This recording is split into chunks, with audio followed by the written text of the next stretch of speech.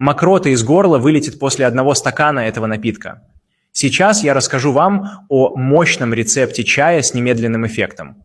В моей семье только этим рецептом и избавлялись от кашля, причем от любого, от сухого, от мокрого и даже застарелого кашля. Когда вы все испробовали и ничего не помогает, этот чай точно поможет. К сожалению, вряд ли хотя бы один врач пропишет такой рецепт, поэтому сами понимаете, мое видео выгодно не всем, и его могут удалить.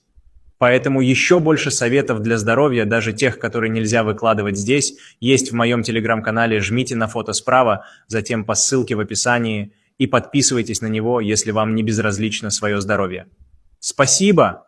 Возьмите 3 лавровых листа, сломайте их и поместите в посуду.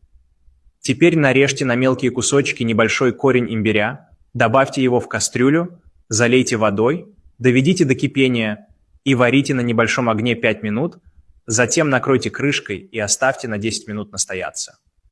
Когда он станет не таким горячим, процедите. Добавьте чайную ложку меда, несколько кусочков лимона и его сок.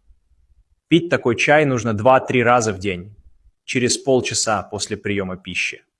Выпейте его на ночь, и тогда спокойная ночь без кашля вам обеспечена.